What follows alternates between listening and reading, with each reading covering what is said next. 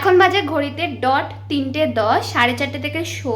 তো আমরা পুরো রেডি হয়ে গেছি, মানে আমি তো পুরো রেডি হয়ে গেছি। আর লিপস্টিক আজকে পরতে ইচ্ছা করছে না, কোনো কিছু মেকআপ করিনি। চুলটাকে হাই একটা বার্ন করেছি আর একটু স্কিন কেয়ার করেছি, দ্যাটস ইট। ও বসে আছে, পুরো রেডি হয়ে গেছে। সো চলো এবার বেরোনো যাক, আর দেখি তোমরা সাথে থাকো অ্যান্ড দেখতে থাকো কী কী হয়। সো যাওয়া যাক। তো এটা হচ্ছে আজকে পুরো আমার আউটফিট। এরকম টাইপের একটা রেড শ্রাগ পরেছি আর ভিতরে একটা হোয়াইট টপ আর এরকম জিন্স। সো ইয়া, এই যে এখানে ও আর আমি বেরিয়ে পড়েছি স্টেশনের দিকে। আমাদের না অনেকক্ষণ আগেই বেরোতে হয়েছে, যেহেতু ট্রেনটা অনেক গ্যাপে ছিল, তার জন্য পৌঁছে গেছি আমরা হলে। আর এখানে সবার সাথে দেখা হলো, অনেকক্ষণ গল্পগুজব হলো। আমি ঢুকতে গেছিলাম ভিতরে জানো তো, কিন্তু ওরা বলল আগের মুভিটাই এখনও শেষ হয়নি। কি আর করার বলো, বাইরে ওয়েট করছিলাম। তোমাদের না একটা কথা আমি বলছি, আমার এটা ফার্স্ট লং ভিডিও এই চ্যানেলে, তোমরা একটু মানিয়ে গুছিয়ে নিও আমার যদি কোনো ভুল ত্রুটি হয়। এই হলটা না কল্যাণী স্টেশনের একদম কাছে, এটার নাম হলো সঙ্গম। তোমরা যারা কল্যাণী কাঁচরাপাড়ার আশেপাশে থাকো আশা করি সবাই চেনো।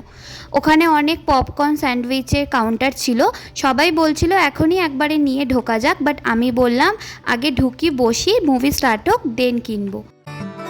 বাপরে বাপ, এত ভিড় ছিল আজকে হলে, পুরো হাউসফুল। যাই হোক, আমরা পপকর্ন নিয়ে নিয়েছি যেরকম বলেছিলাম, আর সবাই তো পপকর্নের দিকেই বেশি মন ছিল মুভির থেকে। ফার্স্টের দিকে পপকর্ন ওয়াজ টু গুড, আর মুভিটা তো কোনো কিছু বলার আমার ভাষাই নেই, তোমরা অবশ্যই দেখো। মুভি দেখার পরে বেরিয়ে আমার আর ভিডিও করা হয়নি, ভেবেছিলাম বাইরে কোথাও ডিনার করব, বাট আমার শরীরটা খুব একটা ভালো লাগছিল না, তার জন্য বাড়ি এসে মা ভিজিয়েছিল সাবু, তো সেটাই মেখে খাচ্ছিলাম। আমি জানো এই লাকি বাম্বু গাছটাকে অনেক বাঁচানোর চেষ্টা করছি, জানি না বাঁচবে কি না।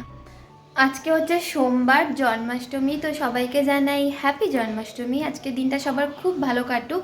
এখন ঘড়িতে বাজে ডট 8:30। আমি এই জাস্ট ঘুম থেকে উঠলাম।